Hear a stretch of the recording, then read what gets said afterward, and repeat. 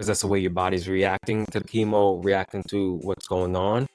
Okay, so it's best to like do more moderate, light to moderate exercises, seeing how, because see how your body is reacting to it. If I'm not mistaken, my client's son, who's going through the chemo, he's doing like a 12-week process, and I think Mondays he goes there, he does he gets the treatment for 4 hours.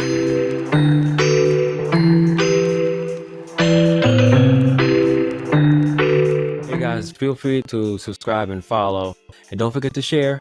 Don't forget to share, please. All right, guys, enjoy. I hope everyone is having a fantastic day. So I'm just gonna get right into it. So today's supposed to be Q&A.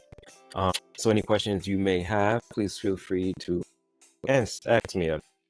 I know people might be away, so of course I have my topics, and honestly, I thought we were just gonna do Q&A, and then pretty much that'll be it. But it seemed like, I don't know, like, a lot of topics came to me, or 3 topics came to me, that I had to talk about. I hope it helps you, hope it educates you, enlightens you about certain things, about life, about everything really. It definitely helps you. But anyway, so let's begin with the first one. So we're gonna talk about the misconceptions of carbs and fat. Now, these topics is actually the first 2 topics actually is from one of my clients. Literally one client of mine, older client that I recently started working with, and even if you've been doing this for a long time, sometimes I feel like you work out, you think that's it. Well, if I just work out, I'll be fine. But in reality, it's more than just working out. It's the nutrition side. I always use the analogy of the iceberg. The tip of the iceberg is the working out part, the things that you see. But the bottom part of everything, the things that you don't see underneath the water, is the working out. Is the nutrition and the sleep, and also stress, the mental health side of it, which a lot of people, can it really affect you to stop from losing weight? Yes, it can, but severe cases of it. We're talking about people that are really stressed out on a regular basis, every day, high stress, that kind of thing. And actually, your body can tell you with other ways, like certain problems, stomach pain. I heard a case where people are so stressed that they get diarrhea, vomiting, those kind of things. So if you're going through that, definitely consider, getting help for it, or learning how to control it, or getting away from the situation that you're in causing that stress. But anyway, let's move on. So let's just stress these misconceptions.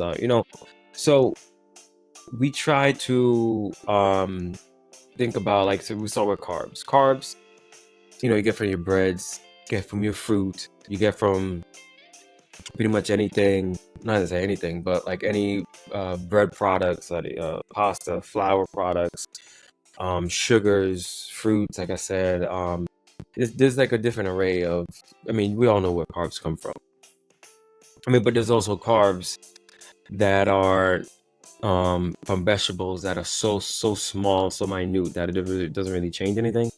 That's a lot of time bodybuilders or people working out in general don't really count. Like, say if you have green beans, like, I don't know, first a meatloaf and green beans, it doesn't really necessarily affect your calories that much or your carbs that much. So sometimes people don't count the vegetables or the salad or whatever, not the whole salad, because when I say salad, I'm not talking about potato salad, I'm talking about tuna salad or whatever. And I'm not even talking about a salad when you put the croutons on and all the vegetables, all the other stuff you might do, fruits or whatever. I'm not talking about that. I'm talking about like the lettuce, the tomato. Lettuce and tomato, yeah. I would count spinach because of the protein. Like, I would track that. If you're gonna do spinach, I would count that. Like a spring lettuce or something, spring salad, those kind of things. So anyway, first things, people usually think that carbs cause you to gain weight. So it's the primary focus of carbs is to give you energy to your body, and it helps with metabolism, it helps with energy, energy levels, brain function, everything. And the problem is, and I'm gonna get to this in a little more detail, but we just overconsume in the amount of carbs, because let's just face the facts, carbs taste amazing. Either because of the sugar, either because of the texture, the crunch, all these different kind of things, carbs taste amazing. All right, so we have to really consider not to overindulge in it. Okay, so like I said, I'm gonna talk about that in a minute after we go to fats. But it's just, you really have to understand that there's also understand too, there's different kinds. There's more whole grain. Like I talked about vegetables, legumes, those kind of things. Those fiber ones, the one with a lot of fiber, is definitely important. So if you decide to, okay, let me not have any carbs, okay, you're missing out on fiber, you're missing out on vitamins and minerals. And some people say if you go to the carnivore diet or whatever, oh, I still have the same energy I do. For me personally, I would reach a plateau, and that my energy would not increase, or my let's say my I might not lose as much weight. Your plateau. I mean, you keep your calories low, you're gonna plateau anyway. But at the end of the day, is certain things might happen, like just being in a calorie decline. I can't think of the word right now, but that calorie decline or that calorie deficit, that's the word. For such a long period of time, things start to happen to you. Okay, besides energy level, besides really mainly energy level, but you notice your libido starts to act, your libido starts to act up. Your strength is not going where it needs to be, or all these different kind of things. So, long story short, when it comes to that, you want to make sure you focus on getting, like the whole grains, avoiding the sugars, the refined sugars, the white flour, those kind of things, to avoid like the spike in your blood sugar, those kind of things to kind of help. All right, so like I said, I'm gonna go into the over our overindulgence and overconsumption of fat of carbs in a minute. But let me go down to fats. So fats is bad. Okay, that's a myth. Fats are not all bad. Fats are not created all equal. They have the healthy fats from the nuts, the seeds, the olive oils, those kind of things. Those are very, very good. And the fats, there's the fats that are bad. The omega, the omega sixes, yeah. So you have omega sixes and you have omega threes. Omega threes is good for you. Omega six is bad for you. But in large amounts is bad for you, because omega six and omega threes and six kind of balance everything out for you. Okay, but the thing is to aim to get a good balance with, of course, more omega threes, less omega sixes. Okay, so, and the problem people need to understand is that protein, fats and carbs are very, very important for us. Okay, so fats fuels that energy and daily carbs, sorry, fuel that our workouts, our daily activities, stop us from getting fatigue, poor recovery, irritability, those kind of things. And some people say, hey, but when my body gets used to using a different energy source, I'm fine. Yes, but like I said, eventually that will wear off. That will wear off. And that's why it's good to have, go on that low carb diet, that's fine. But eventually those effects that you might have will wear off and you reach your stalemate. All right, you reach a plateau. Alrighty, so, or even not even plateau, the side effects that happens, it could suck. Not could suck, will suck. Alright, then I go into fats now. Your fats are good for cellular health, helps with energy level, with your hair, your skin health, just keeping everything balanced. I'll help you keep everything balanced as well when it's paired, especially with carbs. Okay, so the thing is, let's go to the low carb, having the high amounts of carbs and high amounts of fat. The thing is, one, when it comes to carbs, it tastes so good, we just keep consuming it. Either sugar or the white flour or whatever you want to say, it tastes so good, or white rice, we just keep consuming it. So we have to make sure that we're aware of that. When it comes to protein, can you over consume protein? Yes. And people are gonna say, oh yeah, because your kidneys and all this kind of stuff. If you're drinking water, you're gonna be fine. It's just take a lot of consistently overeating on protein for it to really damage your kidney. It has to be severely, it's to be as large amounts, like tremendous amounts. And a lot of us Americans aren't doing that enough. Eating that enough. We don't eat enough to begin with. We sure as hell not eating enough protein to warrant kidney disease or kidney problems or whatever you're thinking, worry about your kidneys. All right, so it's very, very important that you let's look closer. You understand that protein is king, protein is queen, whatever you want to say, it's the big dog. Okay, then when it comes, make sure you're watching your carbs. If you're trying to lose weight, yes, fine. Drop the carbs is fine. So we'll go into your fat stores for energy. I use the analogy. Actually, same client I had to use the analogy with. Maybe different, but anyway. So picture your fridge. Your fridge on the bottom part, typical, like, I don't know, some fridges are different now. So your fridge, typical fridge, like the freezer up top and the fridge, actual fridge is in the bottom or the bigger section. So the biggest section is where your stomach is, where all the food, that food is. The freezer is where the fat, where your fat is stored, or what you see on your body, the extra, all that kind of stuff around your body, either on your arms, on your legs, on your stomach, on your chest, or whatever, the extra body fat. So that's where just think about it like that. And then when you run out of food in the bottom, then it will go to the freezer to get the, get some more energy, get the food from the freezer. But eventually that's going to stop. Okay. Like I said, so it's definitely, my rule of thumb is like, try not to drop your calories too fast. I mean, calories are carbs. Don't drop it too fast. Slowly, gradually drop it, and then eventually go back to a refeed or diet break or what have you, to kind of let your body breathe for a second. Okay, so we overconsume in carbs because of the fact that it tastes so good. And it's everywhere. It's everywhere. It's like they use fillers when it comes to, like, if you have like a cheeseburger, they put fillers in, and like a breadcrumbs or something like that to make it look bigger and thicker or whatever. And what else? Well, yeah, when it comes to fats now, fats are everywhere too. So think about, like, say you have Popeye's fried chicken. And what happens? It's seasoned, the chicken is seasoned, but then they put it in flour. Or the egg, whatever, egg batter, whatever. Then they put it in flour or some type of cornstarch, whatever it is. They dip it in there. Then they dip it in oil to fry. And you think that the oil just drops off? No. If you put it on a paper towel, you think it's gets soaked up? No. The fat is still in the bread, or in the chicken. So you're gonna be consuming a lot of that fat. So that's why people say fat is bad. And then the thing is too, when it comes to fat, like nutritional fat, it's 9 calories compared to 4 calories, and 4 calories for carbs and 4 calories for protein. The amount of energy or calories that is yielded from fat is double, okay, compared to fats, compared to carbs or protein.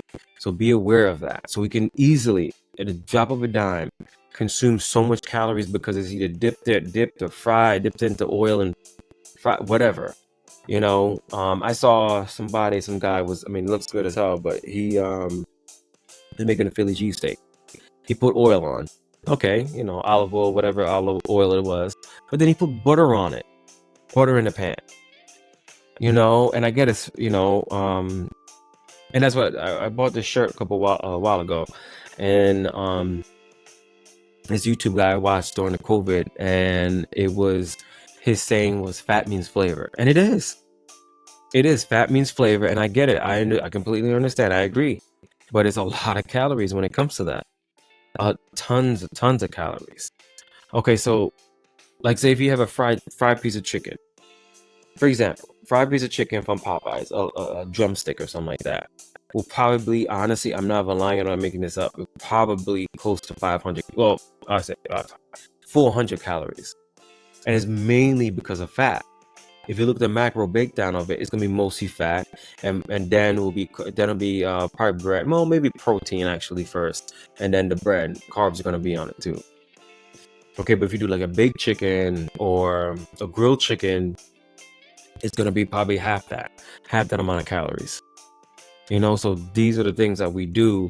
So when we think about, let me do a low carb diet, when we do a low fat diet, you have to think of a lot of things that could go wrong, or and in moderation, you drop your calories or drop your carbs, drop your fats.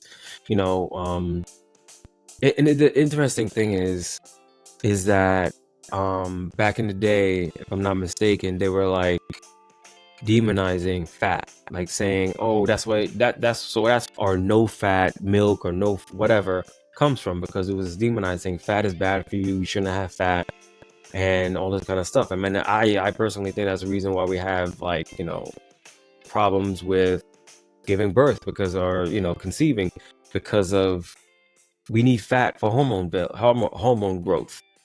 or to build it, to create hormones. And we're, don't not eat, we're watching our fats or whatever. And if you're vegan, you can still have fats, of course. Like, you can have, legumes, beans, gosh, what's the day?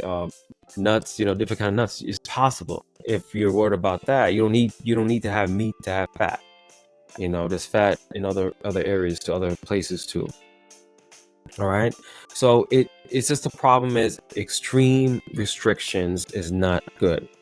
Okay. Low nutrition deficiencies, low energy, even muscle loss. And that's what we don't want. We're not trying to lose muscle, we're trying to lose body fat. Okay. So if it's done right, having a low carb diet, I would honestly not recommend a low fat diet. Well, if you're dropping normally when you drop your drop your calories, you try not to drop your protein. Your protein stays where it is because you're losing weight and you're eating less. So you're trying to make sure you have more muscle sparing, meaning you have more protein in your body to hold on to your protein and rebuild your body when it comes to your workouts. Just understand, you're not going to get stronger when you do low carbs or you're on a diet. You can't expect to get stronger. Okay, unless you're a newbie or something like that, you're just new to working out, it's not going to happen. You have to make sure that you accept it. Okay, am I going to increase my muscle and get stronger, or I'm going to lose my body fat? I want to lose body fat. Okay, which one is it? You choose, stick to it, and then you'll be fine. But then, of course, it's balance. And a lot of us always, like I said, we don't have a weight loss problem. We have a weight maintenance problem. That's what the problems that we have in America. But anyway, so when it really comes down to it, you want to make sure that you recognize that, when is it necessary to go low carb, when it is necessary to go low fat, or, what have you. Just know that it's not something you should be doing for a long period of time. The perfect example, like there's athletes, not say they eat whatever, but they're not watching their carbs. Most of us, in a sense, kind of like want to look like athletes, but they're not watching their carbs to the exercise. So if you're working out a lot, if you're working out a lot, have your carbs. But if you're trying to lose weight, lower the carbs, lower the calories in general, but just be mindful of it. Okay, you don't want to just drop off and I'm not having carbs for the rest of my life. And just a quick little story about when it comes to sugar. I remember I stopped having sugar. I think it was 2 weeks, and then one Saturday, I had a good amount of sugar, or what have you. And I'm not kidding you. The next day, I woke up. I felt like a hangover. And I didn't have any alcohol at all. I didn't have any alcohol, but I felt like I had a hangover. That's the effect of sugar. So if you really do want to change everything, the carbs that you should watch is the white flour, all those kind of things. The sugar, just watch the sugar. Okay, if you don't want to, get down to it. Even like if you're losing weight or trying to lose weight or not, or you're trying to maintain your weight, doing that can make a big deal. Watching white flour and watching, white rice, and but you have to get that anal with it. It's really up to you, but it's just definitely sugar though. If anything, I just think adding tons of sugar to your food, having sugary drinks, it's a recipe for disaster. Just being honest. So if you want to really make some changes, it's simple. The thing is, one of the things is just getting rid of sugar. All right, and just finding balance. Okay. Everyone's gonna be different though. Just understand that. I personally think, and from doing this job, being a personal trainer for a while, diets are subjective. I've seen people that try to do a low, or not low, but a no meat diet or a vegetarian or vegan diet, and they felt weak and tired. And meat is what gave them their energy, made them feel better.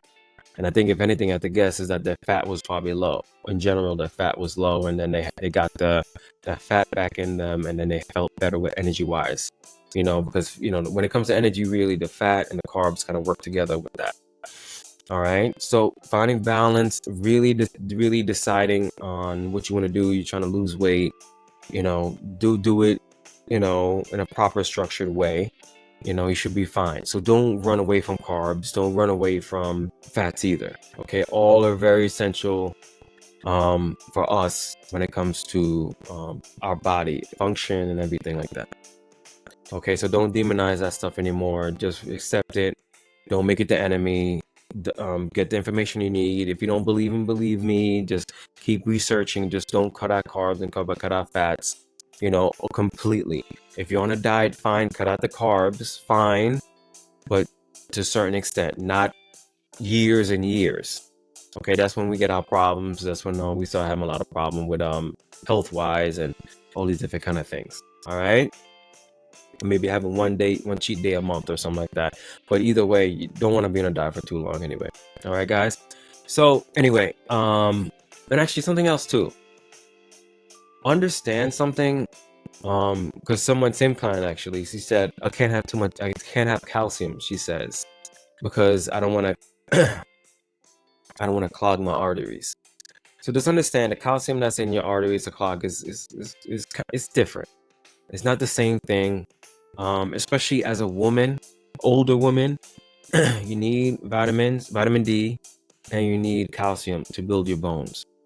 Let's say you're doing strength training or whatever, and you're, like I said, I said it before. Your muscles are pulling against the bone. The more it pulls against the bone, the more tension is going to develop, and that's when the bones get stronger. All right.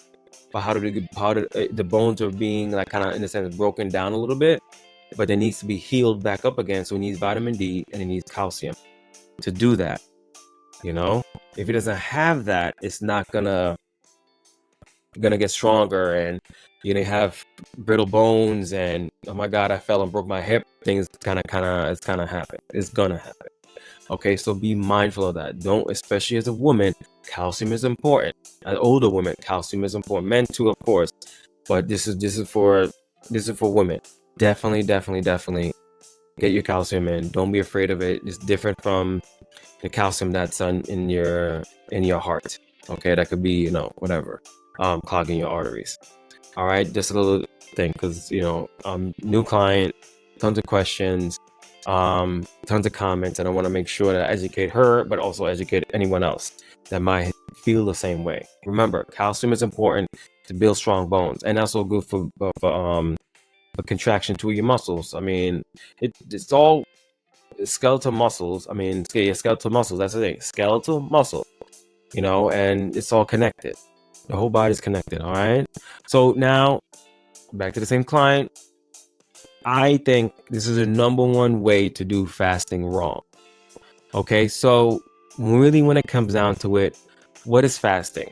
Okay, so there's different kinds of fasting. There's fasting when you eat normally for 2 days and you fast for 2 days, like you don't have nothing at all. I heard that. Or no.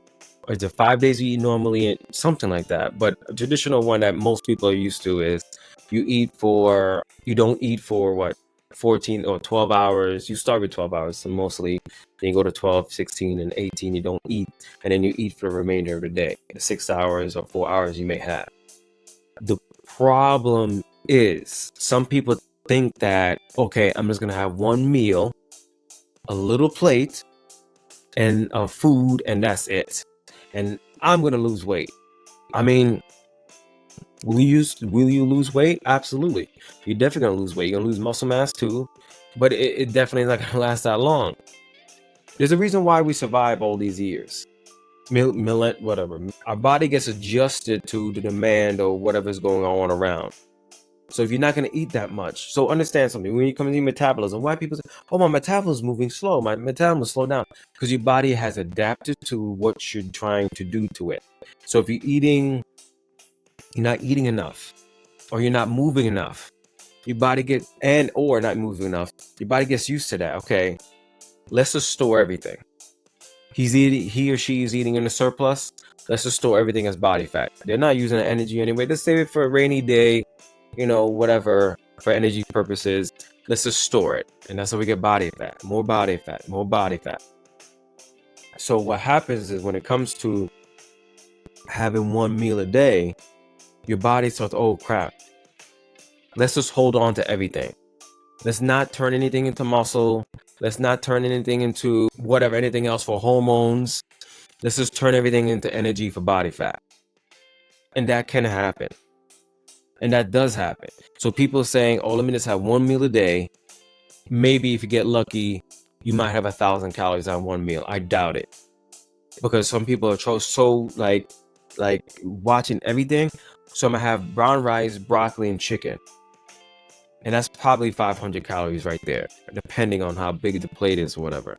So you have that, you're not having enough calories, you're not having enough protein, you're not having enough anything. So that's when we have other health issues, other problems. Oh, I'm still working out, but I'm not making gains. Oh my God, well, I feel so tired. Oh, my energy level's low. I mean, and I get it. Some people say the energy, my God, I feel so energized. But those people are probably doing it the right way. You're probably having a window, like fasting for, I used to fast for 20 hours and eat for 4. I break my fast. And either way, long story short, I have my proper amount of protein, proper amount of fats. Intermittent fasting is supposed to stop you, honestly, for me, I feel like, stop you from snacking. You're still supposed to have the equivalent of your 3 meals, or roughly about your 3 meals. If you're dieting now, I'm talking about dieting. If you're dieting, intermittent fasting is perfect to get you rid of eating those extra calories from the snacking or whatever. Or maybe an extra meal you shouldn't be having or whatever. But you're supposed to have calories in, calories out. You're supposed to have the amount of calories you're supposed to have, like whatever your goal, your macro is supposed to be. And if you do that, if you say, okay, I'm just gonna have one meal, like traditional, like people making that mistake is they're just having one meal or one plate of food, little ass plate of food, and oh my God, I'm losing so much weight. That's gonna stop, and then you're gonna try to probably keep on doing it, and then some other health issues gonna happen. Like I said before, erectile dysfunction. We talk about hormone issues. Talking about irregular menstrual cycle. We're talking about all these different kind of things that happen. And like I said too, I believe when we have issues of not eating enough, I think as a society in America, we're overstimulated, but we don't eat enough, and we don't rest enough, and we don't take care of ourselves enough. So, and I think that's the reason why we have problems with reproduction and all these different kind of things as well. I might be wrong. I know I'm not, but if we're not feeding our body properly, why is going to help you create life or create anything else, especially as a woman, your body needs more. You know what I'm saying? So, all right, so let's go over these consequences of making this mistake. Low energy. We talk about muscle loss. We talk about nutrient deficiency, not getting everything in you're supposed to have. The minerals, the vitamins, those kind of things.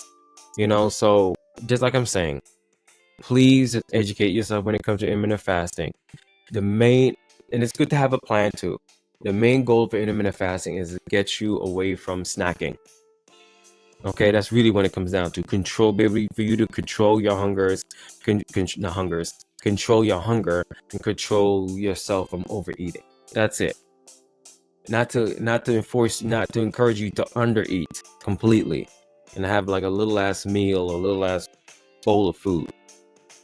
But anyway, just focus on balance, having multiple meals. Like, when I say multiple meals, like I said, I did 4 hours window of eating. So you break your fast, maybe 2 hours later have something, and then maybe a couple minutes later have something else. Like I usually break my fast with a protein shake, if that, and then I'll do like a big meal, and then I have like another small meal or something like that. Something that either way, I'm getting my calories in. And I'm talking, like I said, just to lose weight. I'm talking about losing weight. I'm not talking about maintaining my weight, or I'm not talking about gaining weight or gaining muscle mass. Okay. So like I said, that's a big mistake people do. All right, when it comes to intermittent fasting. Okay, so let's see if there's any questions. No. So does the air fryer help cut down the fat so it's not too? Yeah, the air fryer is a fantastic thing. I love that thing. I use it. I never used it when we first got it, but I used it a lot more. It's fantastic. Sorry, I just saw your question now, Rashina. I think like 15 minutes ago you texted me that. You messaged me that, but It's really fantastic to cut down on the fat. Absolutely. If you need to oil the pan, not oil the pan, but oil, the thing, I don't know what's called, the basket or whatever it's called. Use like a low calorie spray, olive oil spray, or whatever you want to use, to kind of just grease up the pan or the basket, and just plop your food in and do what you got to do. But yeah, it cuts down. I never fried chicken in it before. Actually, I think I probably fried chicken in my life, like maybe once. I'm not gonna lie. But I mean, hell, Logan wanted a hot dog, and honestly, Logan and my niece wanted a hot dog. I mean, it was raining outside anyway on Saturday, but I just popped those things in the air fryer. And it took like literally 15 minutes. No, maybe 10 minutes, whatever it was. It didn't take that long, and I didn't have to like watch it. I didn't have to turn it over. That's why I love it. I love it so much. Be careful with the air fryer though. I think it's I forgot what material not to use. Make sure it doesn't have titanium. I think it is. No, Teflon. Avoid Teflon. Yeah, and actually avoid scraping too as well. So if you whatever, like say if you don't use your fork, try to find something softer, like a wooden spoon, so you're not like scraping the sides and that's getting into your food. Same thing also pots. If you're frying, not frying, but if you're cooking something in a pot, be careful the material that you use, so you're not scraping the actual material from the pan into your food. All right, that's a expert chef advice. You know what I'm saying? Your boy Chef Boyer D over here. All right. So anyway, let's get back to it. So now this next topic is about chemo, and I don't, some people don't like to say the C word, but we know what chemotherapy is for. But another one of my clients today asked about chemo, going through chemo and exercise, and I just feel like that's something I should definitely. I definitely got to talk about this. So we know what chemo is for. Excuse me, and it could be very, very, very painful. A lot of problems can happen. Nausea. It's just like it's a lot. It's a lot to undertake, and you put your body through a lot. The substance, the chemo is actually killing good and bad cells. So a lot of bad things are happening in your body at the time, but you have to do it because hopefully it will help you survive. All right, so I figure I talk about this now. Understand? I'm just gonna say this now, full disclosure. I know I'm smart and everything, but I'm not a doctor. Okay, this is just advice. If you or somebody else going through this issue, okay, or going through this, okay. So like I said, this is just advice. My advice to you though, number one, is go talk to a doctor. Not say just to fact check me, but just to kind of talk about it. Say, hey, I like working out. I want to keep on working out, even though I'm going through this right now. I'm gonna keep working out. What can I do? Please guide me, or what are your recommendations? Those kind of things. Talk to your physician first. Okay, but I think me personally though, and I get, of course, I'll talk, explain why.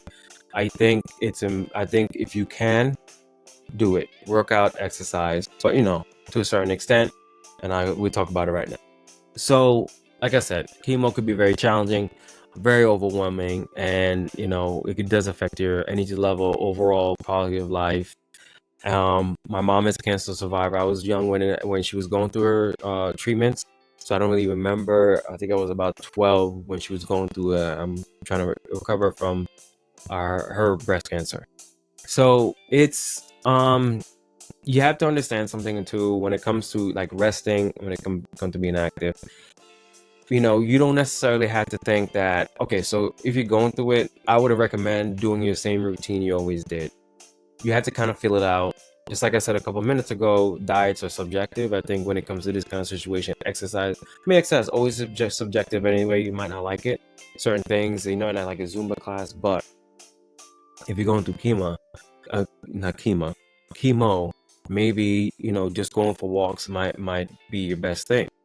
Because that's the way your body's reacting to the chemo, reacting to what's going on. Okay, so it's best to like do more moderate exercises, seeing how your body is reacting to it. If I'm not mistaken, my client's son, who's going through the chemo, he's doing a 12-week process, And I think Mondays he goes there. He gets he gets the treatment for 4 hours. Then he gets sent home with another bag for the next 48 hours is like dripping into him kind of thing. And then so it's a matter of really you feeling it out, not really jumping the gun and just, okay, I'm gonna go to work out right afterwards. I feel okay, whatever. But my advice is start off slow, see how your body reacts to it, because it will zap your energy. And even if you feel okay, you might not after, like, maybe start to do something, especially something that's high risk. As honestly, I'm not against COVID. I'm not against CrossFit, but I would not be doing a CrossFit class, at least until okay, hey, I can handle this. I've been gradually increasing the intensity after chemo, 3 days after chemo, because some people just have one day and then they don't have to go for another. Like this guy, this client's son, he goes once every 2 weeks, so I mean, everything regiment is different. Okay, so kind of like giving yourself time to kind of slowly, okay, this is what happens during chemo. Do I vomit? Do I feel some type of way? Depression and stuff like that. So that's what another thing is too, is when you're going through going through this issue, your energy might be zapped or what have you, but working out and exercise gradually can help with the energy, help with your energy production, one, and then two, also, you feel like crap, you feel depressed, you feel anxiety, you feel all this kind of stuff going on the mental side of it. And what does exercise do?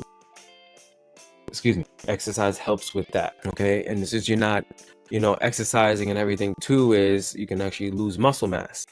So what does exercise do? At least lightly, resistance training, what does it do? Help stops you from losing muscle mass. Okay, exercise, once again, helps boost your immune system, your immune function. Helps with, I mean, it's not gonna help, I mean, cure anything, you know what I'm saying, but it can help with that. I mean, but in moderation. Those, like I said, all this in moderation. Start off slow and gradually work your way up. Okay, so a couple of exercises you consider: low impact activities like I said, walking, yoga, swimming, those kind of things. But make sure, if you're gonna swim, make sure you're around somebody. Make sure, of course, you have a lifeguard. Don't swim by yourself in your house. If you're fortunate enough to have a pool, don't do that. Okay. Light strength training, like I said, to kind of hold on to the muscle you might be potentially losing. Okay, flexibility exercises. Okay, like I said, gentle, like yoga, some regular stretching. This reduces stiffness because you're sitting down in a chair in a long period of time, or whatever the case may be. Let's get the body moving a little bit, even if it's just like stretching. Okay, loosening it up. Okay, and if you can, like I said, really come down to listening to your body, not overdoing it. Listening to your body. Get your if you want to talk to a professional, personal trainer, somebody that kind of help you, guide you, like I said, see a doctor first, and then talk to somebody, talk to a personal trainer, kind of, okay, hey, listen, I'm going through chemo these amount of days or what have you, but I still want to exercise. Can you give me some recommendations of what I can do? The thing is, like I said, pacing is key. Start off slow, build up gradually, paying attention to how your body responds to exercises. I mean, hell, worst case scenario, you just can walk. Okay, but it's something, and also worst case scenario, you might only be able to do 10 minutes. But then as you get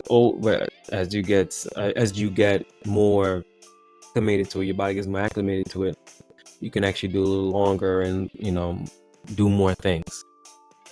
Okay, so like I said, just start off slow and adjust to the workouts. You're gonna have nausea and stuff like that. Don't be afraid to skip a day or modify and all this different. Don't be afraid to do that. Don't let your ego get in the way. Just focus on, I just want to be able to stay active while I'm going through this traumatic thing. I want to get active. I want to stay active. Okay, so to answer that question, can you exercise while going through chemo? Yes, but just listen to your body. Talk to your doctor. Gradual progressions. Okay, make sure you talk to you partner up with a family member, a personal trainer, somebody that kind of help you, hold you accountable. And I normally we hold you accountable to make sure you do the exercises, but hold you accountable so you don't overdo it. You know what I'm saying?